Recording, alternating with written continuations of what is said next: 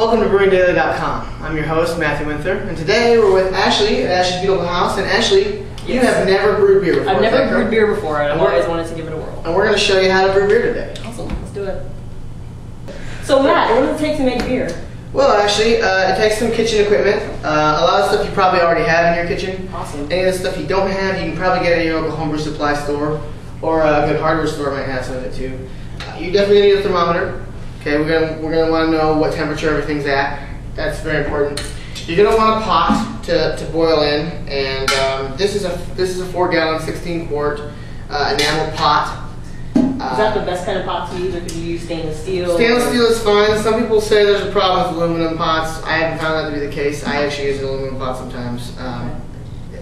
So really, anything as long as it's more than you want 4 quarts is about the smallest pot you want to use. You're gonna want something to stir with. Typically not a wooden spoon. Why not a wooden spoon? Because the wooden spoons will harbor bacteria. Okay. And towards the end of the process, everything has to be kept sanitary. So a metal spoon or a plastic spoon, if it's melamine, is fine. Those are fine. But typically, I mean, if you're doing your boiling, you can boil with a wooden spoon. That's fine. You're gonna need some sanitizing solution. I use Star San, made by 5 Star. They make. You can use bleach if you'd like. You can use iodine solution, anything that's going to get stuff sanitized. And I actually have some here in a spray bottle. I like to use it to just spray down the equipment. And you're going to need, one of the largest things you're going to need here for our beginning brewing is a brew vessel. Okay. And this is, we're going to put the finished beer product in here, we're going to put it away, it's going to ferment. And it's got a lid. We're going to stop it up with a lid so we can't get anything in. This is an airlock. We're going to put that on. As it ferments, it's going to expel carbon dioxide. We want that to get out, but we don't want anything to get in. That's what the airlock does. Cool. So as far as equipment goes, that's all you're going to need. Okay. So a lot of this stuff I would probably have laying around the house. Yes. Now as far as ingredients go, what we're using today is a pre-hopped kit. This has basically beer in a can. It's got everything we need, all the ingredients. It's got the hops, the malt, everything in there. Usually under the lid, we've got some a yeast packet, okay, and some instructions. We're not going to use those. And we're not going to use the yeast today either. We're going to use a different yeast packet. Why are we using a different yeast packet? Well, this has been sitting in a store at temperatures maybe not quite safe for yeast. I'm sure this yeast will be fine once we rehydrate it. But better safe than sorry. We'd rather just go ahead and use a brand new yeast packet to make sure the fermentation moves along properly. And what do we have there? This is this is dry malt extract. Basically, what this is going to do is this is just a little extra sugar to put in the beer. Okay. This is going to give us our flavor and the variety of beer we want, and this just gives us a little more of the sugar we need to actually ferment. Awesome. It seems pretty simple. So. And that's it. Let's get started. Okay, so we've got about 2 gallons of water in our pot here, and we're just heating that up. We don't really need to get it to a full boil. 160 will sterilize stuff, so we're gonna get it up to about 160 degrees. I ran this under warm water, which is why the label came up, and I'm gonna go ahead and dump it in here.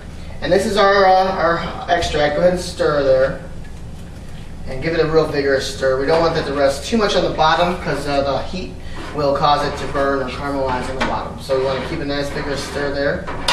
And once that's all stirred in, we're going to add our dry malt extract. So we've added our hopped extract, and we're going to go ahead and add our dry malt extract. Now, like I said, this is the extra sugar, and in this particular case, we're using a dry malt extract. You can also use a liquid malt extract, or if you really wanted to, you can just use any kind of sugar. We're going to add 3 pounds of it in. So go ahead and start pouring it nice and slowly, and I'm going to keep stirring. This clumps up really easily, and it's very sticky. So we want to just make sure we don't get any clumps by stirring vigorously and pouring slowly. So this is a malt, and you could use just a regular white sugar just as easily? Yeah, you could use that.